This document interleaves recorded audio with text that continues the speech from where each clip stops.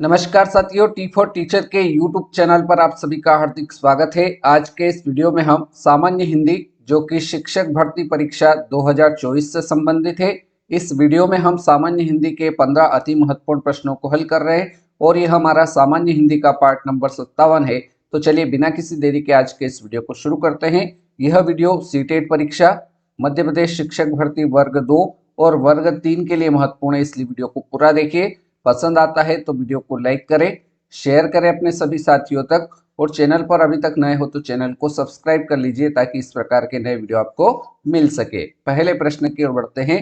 आज का पहला प्रश्न है, भाषा वह व्यापार है जिससे हम शब्दों द्वारा विचार को व्यक्त करते हैं। भाषा वह व्यापार है जिससे हम शब्दों द्वारा विचार को व्यक्त करते हैं। यह कथन किसका है? पाणिनि का है, मतीराम का है, पतंजलि का है या सुकरात का है? तो हमें जो कथन दे रखा है, भाषा वह व्यापार है जिससे हम शब्दों द्वारा विचार को व्यक्त करते हैं, यह जो कथन है यह पतंजलि का कथन है। हमारा सही उत्तर ऑप्शन सी हो जाएगा। चलिए आगे बढ़ते हैं साथियों, प्रश्न संख्या 2 की ओर। प्रश्न संख्या 2 है, चरण कमल। चरण कमल शब्द का समास विग्रह होगा। चरण के कमल, ऑप्शन बी है कमल के चरण, सी है चरण और कमल, डी है कमल के समान चरण। तो चरण कमल शब्द का समास विग्रह क्या हो जाएगा साथियों?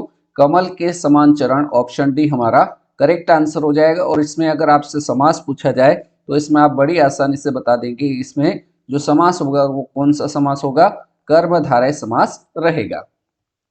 अगला प्रश्न है प्रश्न संख्या 3, भाषा का मानक रूप बालक कहाँ सीखता है? भाषा का मानक रूप बालक कहाँ सीखता है? घर में सीखता है, विद्यालय में सीखता है, समाज में सीखता है या खेलकूद में सीखता है? तो भाषा का जो मानक रूप है बालक कहाँ सीखता है? विद्यालय में सीखता है। ऑप्शन बी हमारा राइट आंसर हो जाएगा। चलिए अगला प्रश्न देखते हैं। प्रश्न संख्या 4, निस उपसर्ग से बना शब्द है। निस उपसर्ग से बना हुआ शब्द कौन सा है? निश्चय है, निर्वास है, निर्वाह है या निर्दोष है? तो यहाँ पर साथियों हमें जो शब्द दे रखा है निस उपसर्ग से बना शब्द निश्चय हो जाएगा। हमारा सही उत्तर ऑप्शन ए के साथ रहेगा। प्रश्न संख्या 5, पक्षपाती। पक्षपाती शब्द का विलोम शब्द बताना है। पक्षपाती शब्द का विलोम शब्द क्या होगा? सदाचारी होगा, नीतिवान होगा, अनुशासित या फिर निष्पक्ष। तो साथियों पक्षपाती शब्द का विलोम शब्द क्या हो जाएगा? निष्पक्ष हो जाएगा। हमारा correct answer option D right answer रहेगा।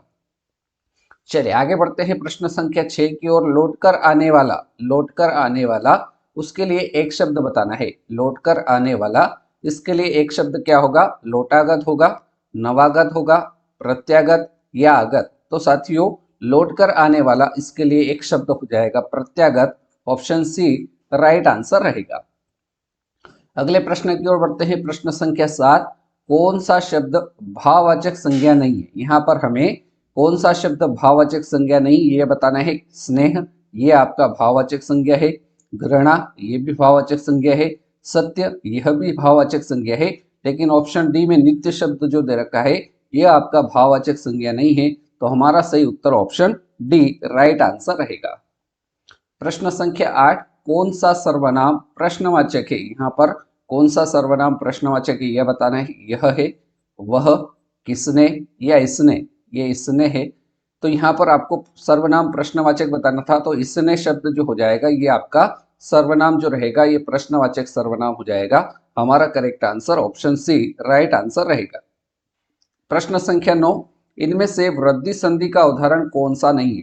यहाँ पर हमारे पास 4 विकल्प में से हमें वृद्धि संधि का उदाहरण नहीं है वो बताना है। तो देखिए यहाँ पर पवित्र शब्द जो है इसमें वृद्धि संधि नहीं होगी। ऑप्शन ए हमारा करेक्ट आंसर होगा। अगर आपको वृद्धि संधि पहचानना है तो डायरेक्ट आपको 2 मात्रा देख लेना है। यहाँ 2 मात्रा है, यहाँ पर भी 2 मात्रा है, यहाँ पर भी 2 मात्रा है, अर्थात इन तीनों शब्दों में जो संधि होगी वो कौन सी संधि हो जाएगी? वृद्धि संधि हो जाएगी। ठीक है, चलिए आगे बढ़ते हैं प्रश्न संख्या 10 की ओर। प्रश्न संख्या 10 है, सैनिक शब्द में प्रत्यय बताना है। सैनिक शब्द में प्रत्यय क्या होगा? क प्रत्यय होगा, एक प्रत्यय होगा, एक प्रत्यय होगा या निक प्रत्यय होगा? तो साथियों हमारे पास शब्द सैनिक शब्द है, इसमें प्रत्यय पूछा है तो प्रत्यय पीछे लगता है, तो सैनिक शब्द में प्रत्यय आपका एक प्रत्यय हो जाएगा। करेक्ट आंसर हमारा ऑप्शन बी राइट आंसर रहेगा। चलिए आगे बढ़ते हैं। प्रश्न संख्या 11, नेत्र का पर्यायवाची शब्द नहीं है। यहाँ पर नेत्र का पर्यायवाची शब्द कौन सा नहीं है? दृग नेत्र का पर्यायवाची शब्द है, अक्षय नेत्र का पर्यायवाची शब्द है, लोचन ये भी नेत्र का पर्यायवाची शब्द है, लेकिन विकल्प डी में हमें जो शब्द दे रखा है कुमुद, यह नेत्र का पर्यायवाची शब्द नहीं होगा। हमारा सही उत्तर ऑप्शन डी हो जाएगा। अगला प्रश्न है घर का उजाला।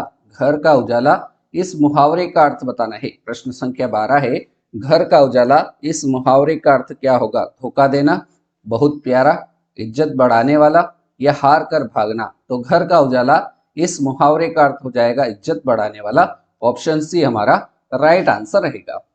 प्रश्न संख्या 13 की ओर बढ़ते हैं। प्रश्न संख्या 13 है, कक्षा में छात्रों को प्रश्न पूछने के लिए क्या करना चाहिए? हतोत्साहित करना चाहिए, तो ऐसा नहीं करना चाहिए। प्रेरित करना चाहिए, तो बिल्कुल सही है कि कक्षा में छात्रों को प्रश्न पूछने के लिए प्रेरित करना चाहिए। हमारा सही उत्तर ऑप्शन बी होगा। सी में दे रखा है रोक देना चाहिए, ऐसा नहीं करना चाहिए। अनुमति नहीं देना चाहिए, ये भी गलत है। तो हमारा सही उत्तर ऑप्शन बी के साथ रहेगा।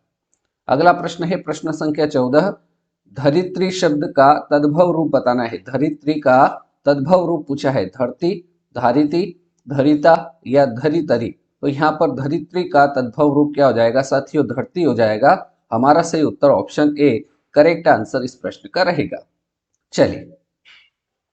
चलिए आगे बढ़ते हैं साथियों आज के इस वीडियो के अंतिम प्रश्न की ओर। प्रश्न संख्या 15 है, निम्न में से पुत्री शब्द के पर्यायवाची शब्द समूह है। यहाँ पर पुत्री शब्द के पर्यायवाची शब्द समूह बताना है। तो पुत्री शब्द के पर्यायवाची शब्द समूह में ऑप्शन डी देखिए, तनया पुत्री का पर्यायवाची शब्द है, आत्मजा पुत्री का पर्यायवाची शब्द है, दुहिता और तनुजा ये भी पुत्री के पर्यायवाची शब्द है। तो हमारा सही उत्तर ऑप्शन डी राइट आंसर हो जाएगा।